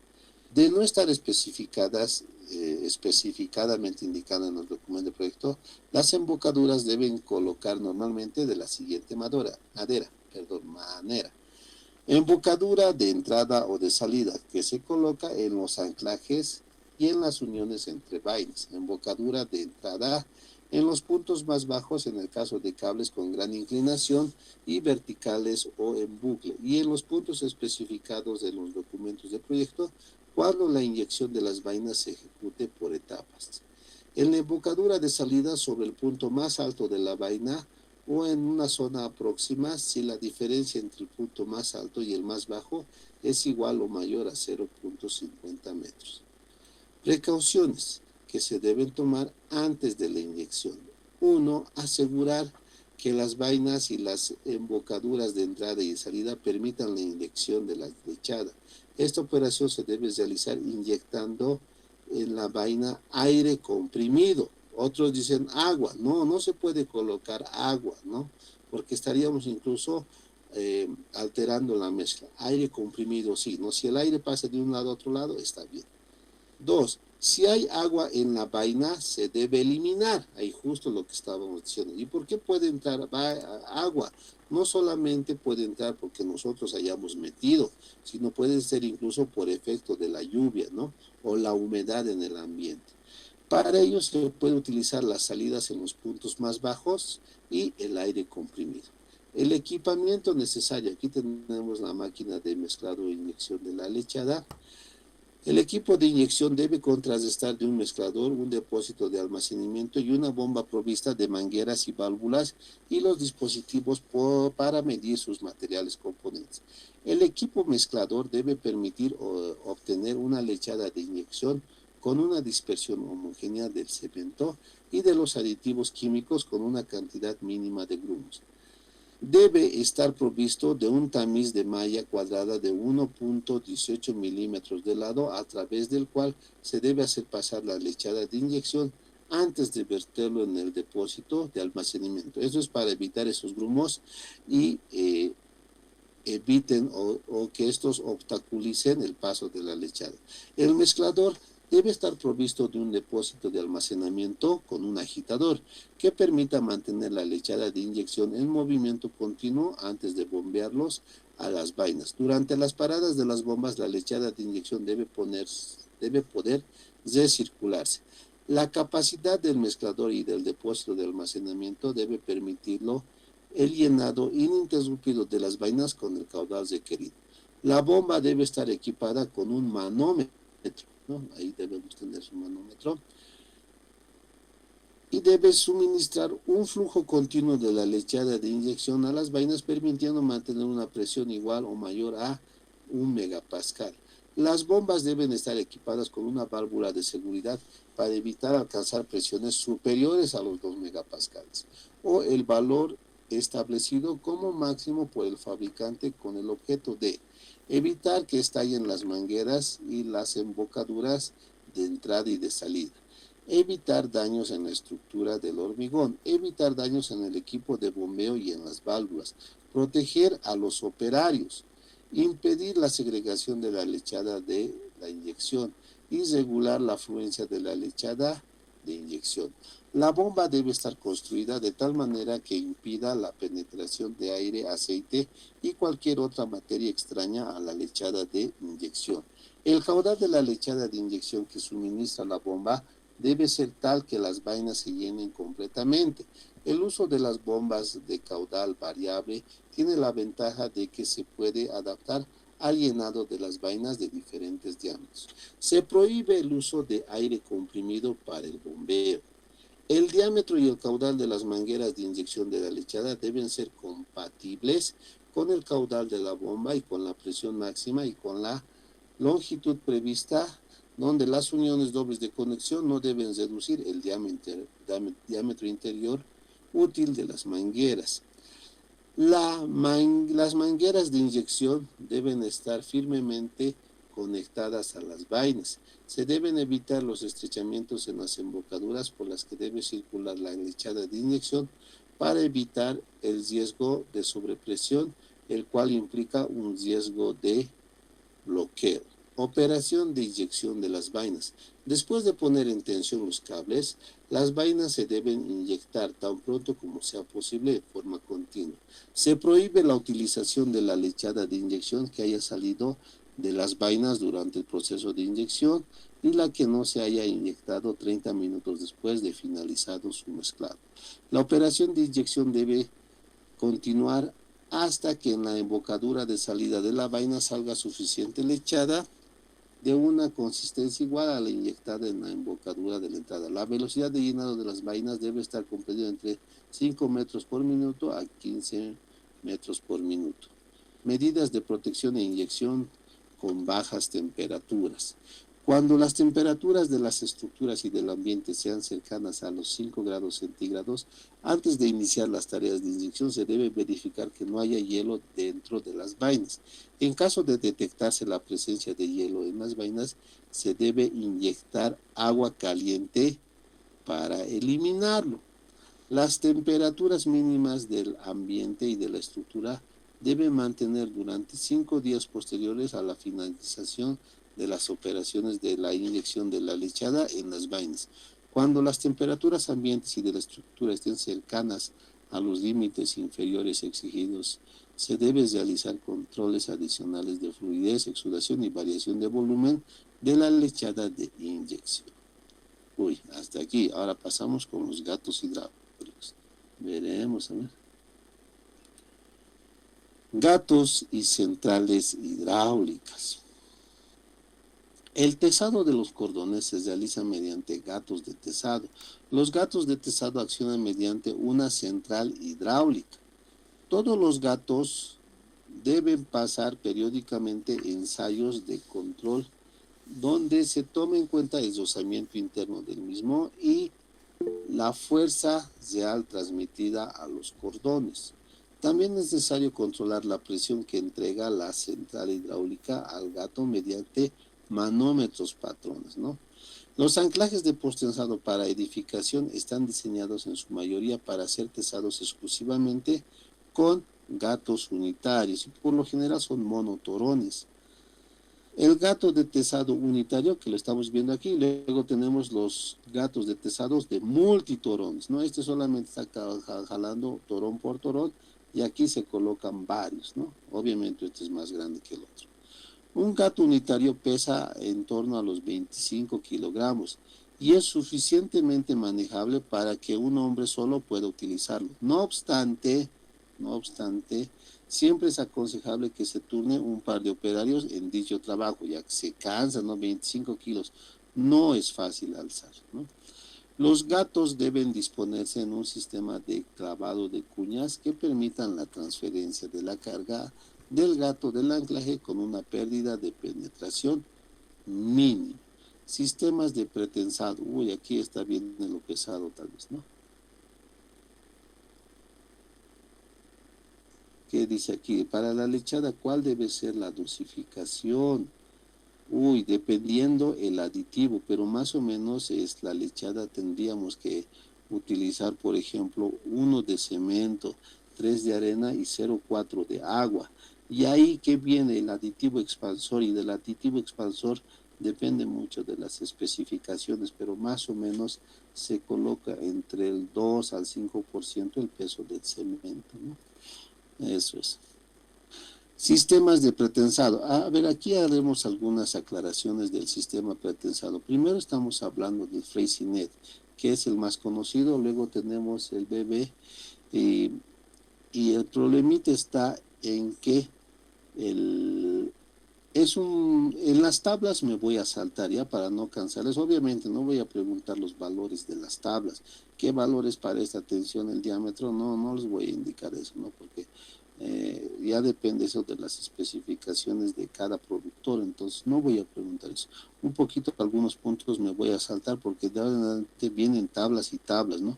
Aquí vamos a hablar un poquito más detallado del sistema de Freycinet. El proceso de elaboración es el siguiente. Los cables están formados por un haz de alambre de acero duro, de alta resistencia, dispuestos en grupos de 8, 10, 12, 18 y de 5 centímetros de diámetro o 12 y 17 de diámetro, los cuales están acomodados paralelamente alrededor de un alma de acero ordinario llamada resorte central, a la vez que el cable así constituido se ata exteriormente con amarres de alambre en cada metro. El resorte central es de acero ordinario y se estira para aumentar su paso, teniendo como objetivo facilitar la fabricación del cable, manteniendo los alambres en su lugar, evitando cruzamientos y permitiendo el inyectado posterior de la lechada de cemento dentro del cable. El peine auxiliar que se muestra en la figura facilita el suministro del alambre debidamente ordenado. Una vez manufacturado el cable de la forma expuesta, se introduce en un ducto de lámina, el cual puede fabricarse en taller por cualquier procedimiento o en obra misma, siendo este último lo usual en este sistema de presforzado. Para este objeto se ideó una máquina sencilla de operación que se muestra en la figura, en la cual la lámina desplegada proveniente de un rollo entra en un rodillo que le da una conjugación en el sentido transversal a su mayor dimensión, dejando lisos los bordes de dicha lámina para juntarlos posteriormente.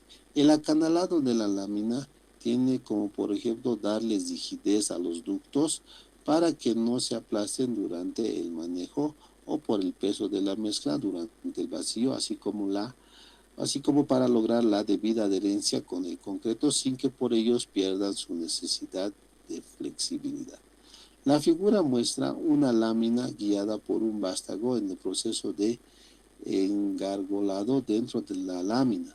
Esta une los bordes y los dobla para formar una costura longitudinal hermética que impida la penetración del concreto dentro del ducto, ya que se formarían tapones en el interior que no permitirían el libre cosimiento del cable y por su consiguiente su correcto tesado. Se introduce el cable de alambres de alta resistencia en el interior del ducto y se instala el conjunto así dispuesto dentro de los moldes de la trave para construir previamente, y se armaron los estribos de acero ordinario. A fin de poder efectuar esta operación, tal como se muestra en la figura siguiente, se deja sin cimbrar o apuntalar una de las caras laterales de la trave de acuerdo con las coordenadas del proyecto y se fija la posición de cada cable sujetándolo a los estribos mediante un los estribos mencionados. Un problema básico en cualquier sistema de preesfuerzo es lograr la transferencia del preesfuerzo al concreto sin que éste rebase su capacidad de trabajo, sufriendo agrietamientos inadmisibles. Para ello se hace preciso disponer de una cabeza de anclaje de sección cilíndrica con un agujero troncocónico en su centro.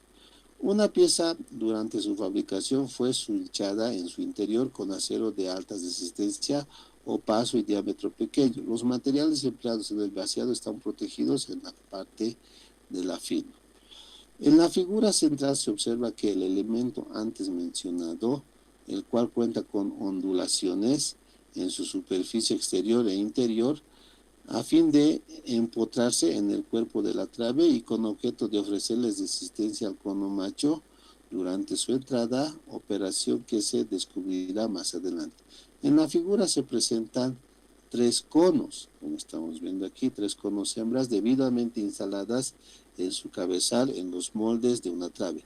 La sección menor de su agujero, como se dijo, la sección de este tronco cónico está orientada hacia el interior de la trave y mediante el pequeño tubo de que dispone cada cono hembra y se recibe el ducto con el que contiene el cable. Si se liga el tubo del cono con el ducto del cable, proyectándonos ambos de manera que se embonen entre sí a fin de sujetarlos con cinta aislante para impedir su separación y por ende para evitar la introducción del concreto en el empate descrito durante el colado de la trave. El cable atraviesa el cono hembra por su perforación central troncocónica y a continuación un cono macho de fabricación semejante al cono hembra es colocado de manera de aprisionar los cables entre ambos conos.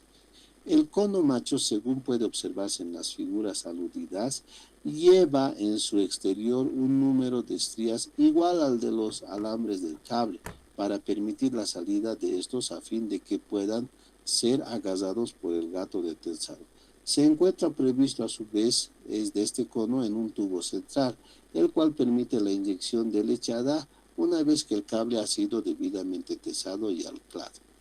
La operación del sistema Freycinet. En este caso, de que las limitaciones del proyecto lo permitan, el cable se podrá tensar de un solo lado, dejando un extremo fijo en la siguiente forma. Mediante un mango de madera maciza se golpea al cono macho hacia el interior del cono hembra hasta que el primero sobresalga unos 15 milímetros de la superficie del exterior del cono hembra, quedando este extremo tal como se muestra en la figura siguiente.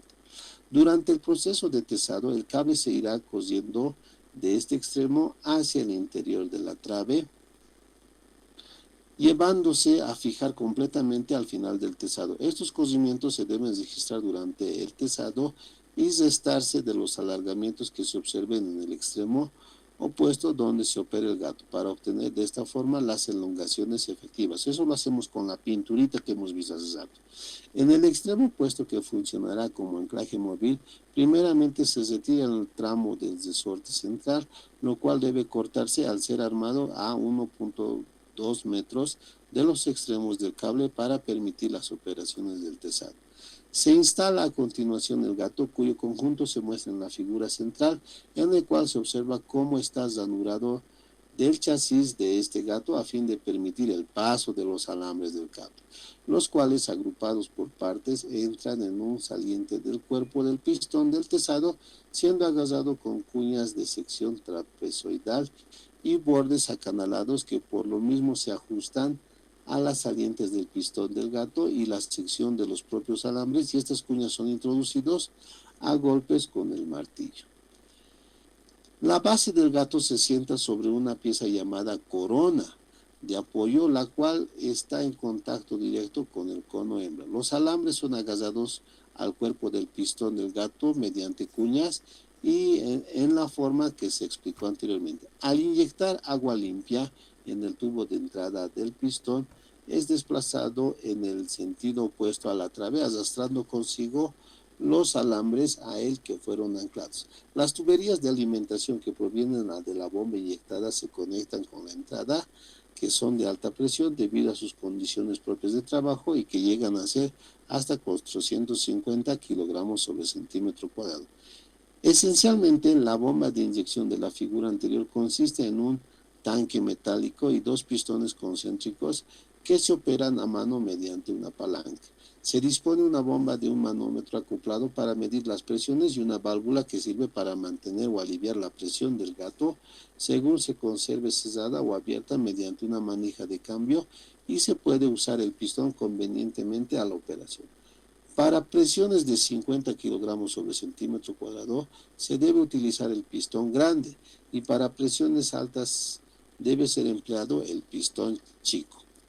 El bombeo se puede hacer con un hombre operando la palanca y a presiones del orden de 300 kilogramos sobre centímetro cuadrado. Conviene que sea manejada por 2 personas.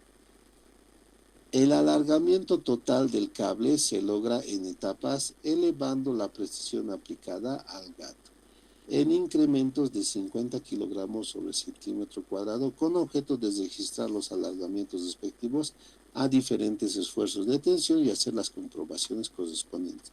La carrera permisible del pistón es tal que no es necesario recibir el cable provisionalmente durante su tesado para enmendarla, por lo que se continúa con el tesado hasta obtener la elongación prevista. Compárese la primera y segunda posición del gato de tesado mostradas en la figura citadas, que muestra gráficamente lo hasta aquí expresado. La carrera del gato de tesado es igual a la elongación lograda. A continuación se cierra la válvula y se regula la entrada, inyectando ahora agua por la entrada para operar el pistón y acuñar el cono macho que entra al cono hembra, oprimiendo los alambres firmemente contra este. El desplazamiento del gato de bloqueo, o sea que se hunde el cono macho, es regulado por la presión manométrica al aplicar este segundo gato y una presión sensible igual a la última que se aplicó durante el tesado. Se abren las válvulas para descargar los gatos hasta llegar a la presión cero y se continúa bombeando hasta cerrar los gatos y botar las cuñas que amordazaban los alambres del cable. Al soltarlo se registra un cocimiento de alambre hacia adentro del atrable que, aparte de corresponder a la recuperación elástica del tramo del cable entre el cono y cuñas de agarre del gato, indican especialmente que el cable ha dejado fijado y la longitud que entra del orden de 3 milímetros corresponde al cocimiento necesario para bajar la tensión en el cable extremo. Finalmente, se acortan las puntas de cable dejando hacia afuera de la superficie de las traves salientes de 15 centímetros que se doblan hacia afuera, rellenando a continuación con una pasta de agua de cemento los huecos entre los conos macho y hembra, y una vez endurecida aquella se procede a continuación con la inyección de la lechada de acuerdo con las anotaciones generales. Ese es el sistema Freycinet, ¿no? Lo que me falta en estos apuntes, y van a disculpar, es dibujitos. Ya no me ha dado tiempo de colocar dibujitos de cada paso, ¿no? Espero que con el tiempo lo logre obtener, ¿no? Entonces, si alguien quiere ver el sistema Freycinet, no podemos hacer visita de obra, pero lo que sí podemos hacer es visitar en el YouTube. Ahí está todo este proceso descrito, ya está en video, ¿no? Luego tenemos los sistemas de expresos de BBRB, ¿no? Ahí tenemos este sistema que cambia, ¿no? Este proceso es de fabricación de los cables y comprende los siguientes pasos. Aquí tenemos todos los pasos del sistema BBR y a ver a qué parte nos vamos, cuánto nos falta para las tablas. Nos falta un poquito más, ¿ya? Entonces iremos rapidito eso para no cansarlos, ¿no? Es extenso, pero ni modo que vamos a hacer. Tenemos que llevar, sino ¿cuándo más vamos a llevar? En puentes no hay tiempo, se han debido dar cuenta. Entonces sí podemos hacerlo en cursos intensivos de pretensado. Ya vamos a entrar a la parte de cálculo, ¿no? Posiblemente en el día de mañana un cálculo simple podemos entrar, ¿no? Entonces, ¿qué tenemos? Corte. La longitud de corte de los alambres es un dato del proyecto y los alambres se cortan en frío con máquinas cortadoras de dados, con ayuda de un sencillo dispositivo de mordazas, guías y contrapeso. Todos los alambres de un cable se cortan a la misma tensión y a la igual longitud.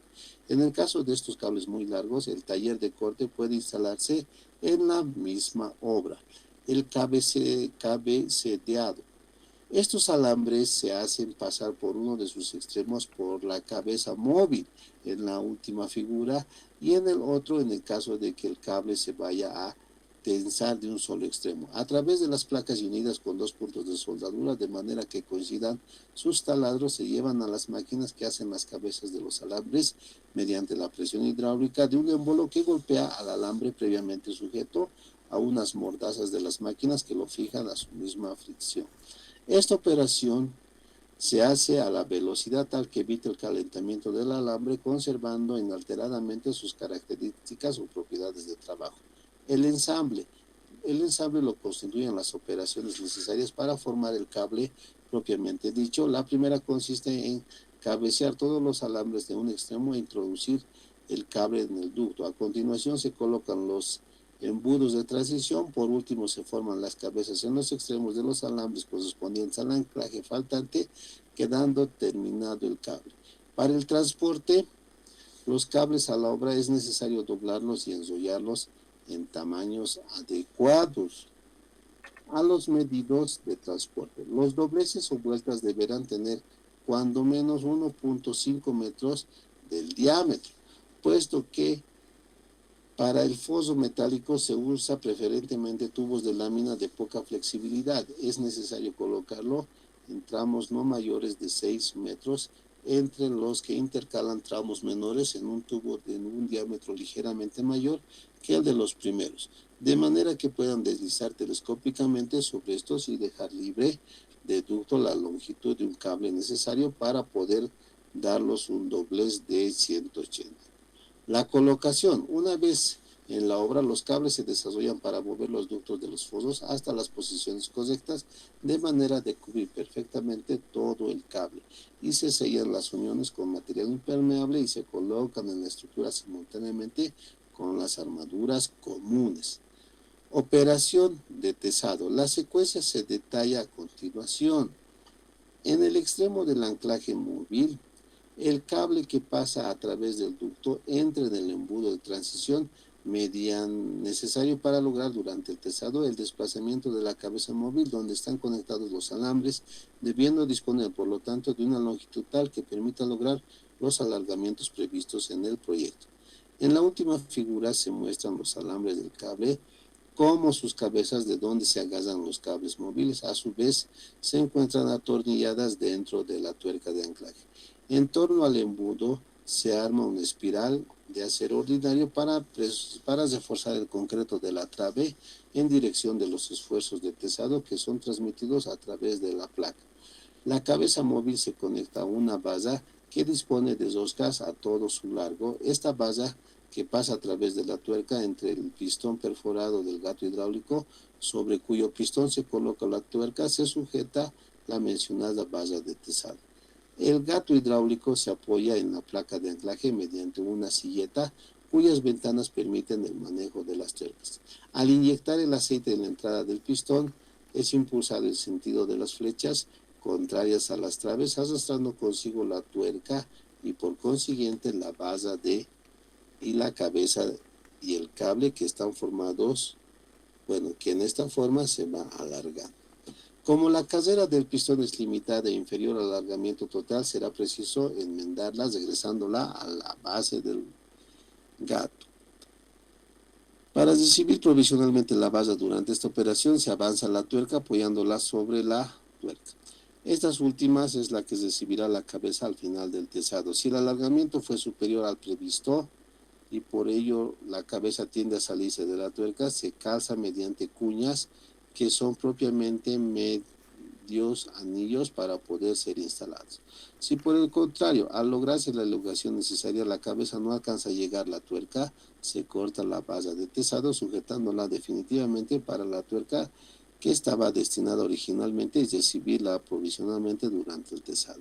Si los esfuerzos finales requeridos de la trave permiten tensar el cable de un solo lado, el opuesto funcionará como anclaje fijo, siendo recibido el cable por una placa que apoyará sobre la placa, disponiendo ambas de una perforación de ventilación para el inyectado que se efectúa a través del agujero roscado en la cabeza donde se conecta el dispositivo inyectado, ¿no? Luego tenemos el sistema CONA, ¿no? Les iré mostrando nada más. Ahí está el sistema CONA, que es también de manera resumida, y es aplicado, por ejemplo, en Uruguay. Este sistema está formado por hilos que pasan por cuñas, de modo que el esfuerzo de pretensionado se transmite por fricción. Estos cables de acero trenzados son por lo general de media pulgada y pueden ser multitorones o monotorones dependiendo del caso, utilizando cables individuales en losas y cables múltiples en vigas y en puentes. Aquí estamos diciendo, ¿no? En losas se utilizan los monotorones. Y ahí está el sistema CONA, ¿no? El sistema CONA. Vámonos con los anclajes que ya hemos ido hablando, ¿no? Con los anclajes de cuña. Uy, nos sigue faltando un poquito, a ver qué tanto más nos falta. Hasta aquí llegaremos, ¿ya? Los sistemas de anclaje ya nos falta poquito. Los sistemas de anclaje ya me voy a ir saltando porque son tablas y tablas. Se van a fijar tablas y tablas, pero los anclajes más tocaremos, por favor. Paciencia, mis queridos estudiantes. Ya estamos, ya estamos. Un momentito. ¿Dónde está anclajes? Esto más, ¿ya? Los anclajes son elementos a través de los cuales se transmite al hormigón la fuerza de pretensado concentrada en el extremo del tendón, Los anclajes suelen consistir en placas metálicas, cuñas y elementos de protección frente a la corrosión. Los anclajes se dividen en activos y en pasivos, ¿no? Entonces vámonos con los anclajes activos. Los anclajes activos son aquellos por donde se introducen las fuerzas a los cables, es decir, por ende se realizan el tensionamiento. Estos anclajes son los que se encargan de bloquear los cables para mantener las fuerzas de tensión que comprimen el concreto. Normalmente se componen de tres pares, que son cuñas, bloques de anclajes, la culata y el refuerzo. Tenemos aquí un ejemplo de anclaje activo o móvil completo. Luego tenemos los anclajes con cuñas. Las cuñas son pequeñas piezas de forma troncocónica. Aquí los estamos mostrando, ¿no? Ahí está. Estas dos cuñas se unen con un agujero central, como lo estamos viendo aquí, un agujero central de la superficie dentada que se encarga de morder los torones para bloquear el cable y sostener las tensiones en el mismo. Estos elementos de acero mecanizado son fabricados en torno a su control numérico para garantizar y controlar sus dimensiones adecuadamente, dado que cualquier pequeña variación puede presentar fallas en el momento de bloquear. Las cuñas dentro de su fabricación son sometidas a un proceso de temple para que adquiera una dureza superficial suficiente para morder el torón y no permitir el deslizamiento, manteniendo dúctil su interior para que se acomoden fácilmente en las aberturas de los bloques de los anclajes sin cortar o cizallar el acero presionado. Bloques de anclaje. Los bloques de anclaje son piezas de acero que alojan las cuñas, razón por la que son piezas sometidas a grandes esfuerzos que se transfieren al concreto. Los bloques de anclaje, llamados también cabezales de anclaje, son piezas de acero mecanizadas en tornos de control digital para garantizar una altísima precisión dimensional. También se producen en aceros de fundición rectificados y entornos de control numéricos posteriormente. Estos se encuentran ubicados en el extremo del cable opuesto. Bueno, anclajes pasivos. Estos se encuentran ubicados en el extremo del cable opuesto del anclaje activo, donde se ubica el gato. En estos anclajes no se realiza tensionamiento, por lo que se encarga de hacer reacción para retener la fuerza que ejerce el cordón. Es decir, son el extremo muerto del cable que se opone al tensionamiento. Estos anclajes también tienen diferentes tipos de configuraciones. Pueden conformarse haciendo un bucle con el torón, dejándolo embebido en el concreto, o destoronando los cables de las puntas con el propósito de generar un bulbo o muerto en el extremo del cable. Aquí tenemos un ejemplo de anclaje pasivo tipo U. Los anclajes pasivos por adherencia, este tipo de anclaje transmite la fuerza de preesfuerzo al hormigón directamente por el fenómeno de adherencia conocido como Hoyer, en honor al primero en señalar dicho fenómeno, el cual ocurre al liberar los alambres pretensados del banco de anclaje, donde aumenta su diámetro en los extremos a causa de la desaparición de la construcción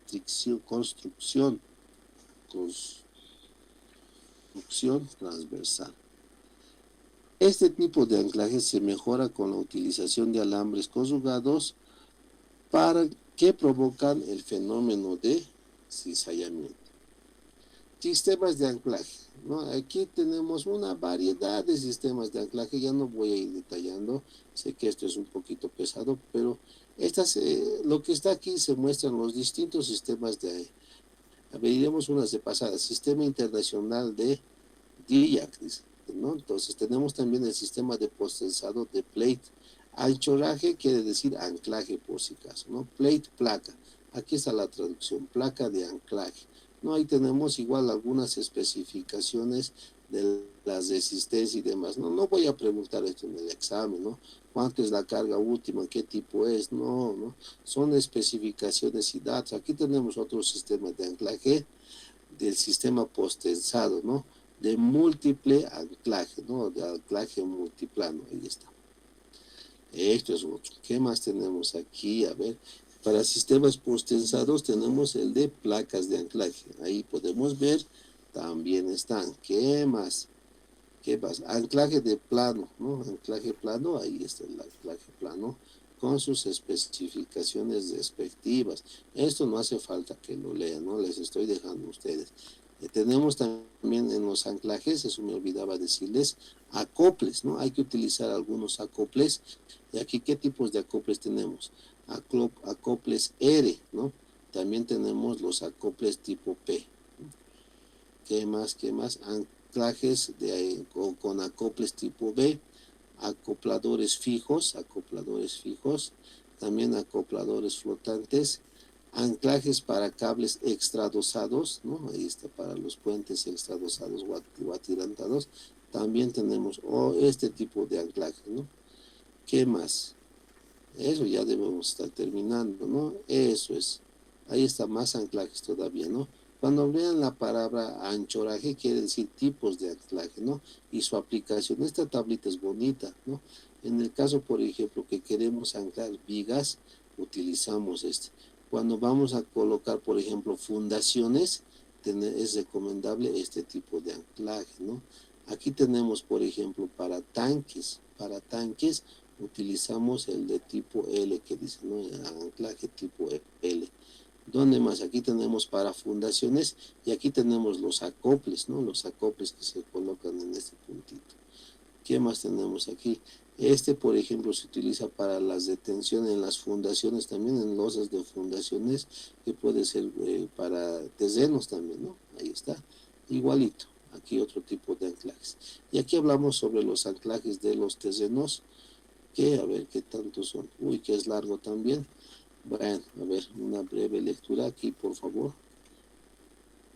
Los anclajes de los terrenos. Bueno, esto es la aplicación de los anclajes sobre todo a suelos y a muros de contención. Esto yo les dejo a ustedes.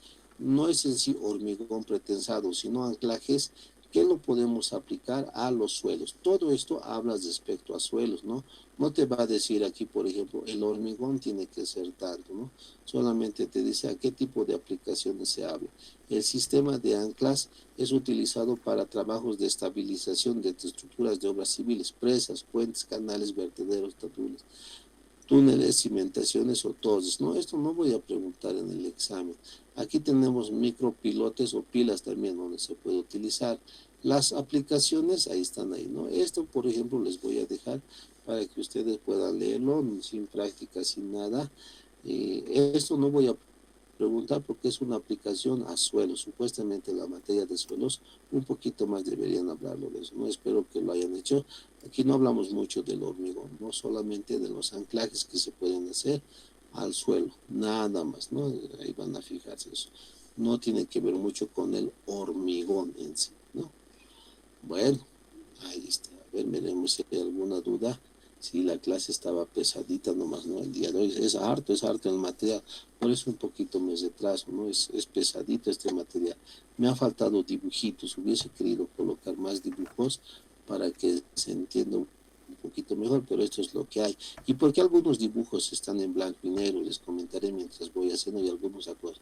La mayoría está en blanco y negro porque estos apuntes, cuando lo hice la primera vez, fue en la Universidad Mayor de San Andrés, ¿no? Ahí también di la materia de pretensado y esas veces no había material digital, entonces para que los estudiantes se impriman o se saquen fotocopia, me he buscado imágenes en blanco y negro, por eso la mayoría es ahí. Entonces, algunos hoy día lo estaba actualizando y volviéndolo de colores, pero van a notar la mayoría es en blanco y negro porque esas veces se hacía fotocopiar, ¿no? Entonces tengo que cambiar estos toditos, esos a colores para que se pueda visualizar mucho mejor, ¿no? Todo por eso es blanco y negro, ¿no? Para que se saquen fotocopias, solo es eso.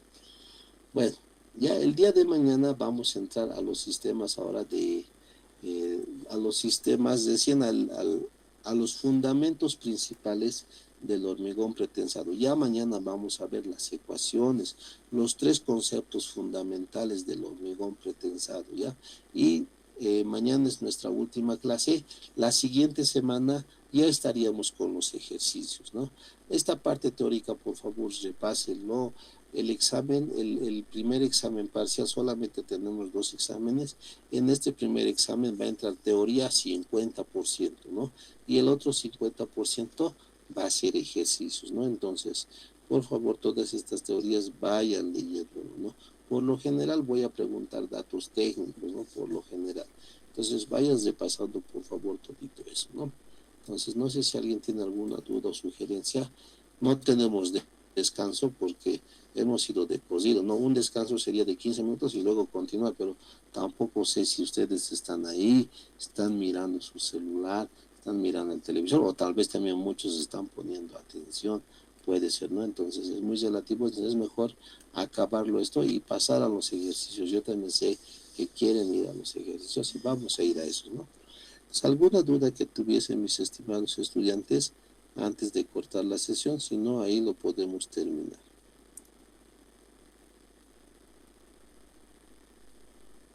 Ya, no hay entonces ninguna duda, inquietud por parte de ustedes. Entonces, hasta aquí cortamos la sesión, mis estimados estudiantes. El día de mañana ya estamos con conceptos fundamentales del hormigón pretensado, ¿ya?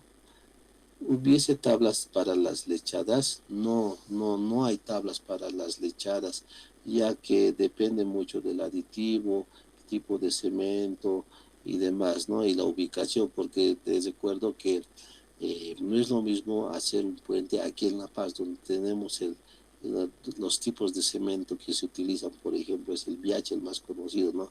Ahora me llevan por ejemplo, a Santa Cruz a hacer un puentecito, ya no puedo decir solo BH de ¿no? Hay que utilizar los puentes los cementos que tenemos ahí según el material, por eso no hay tablas, no es muy variable las recomendaciones de las lechadas, ¿no?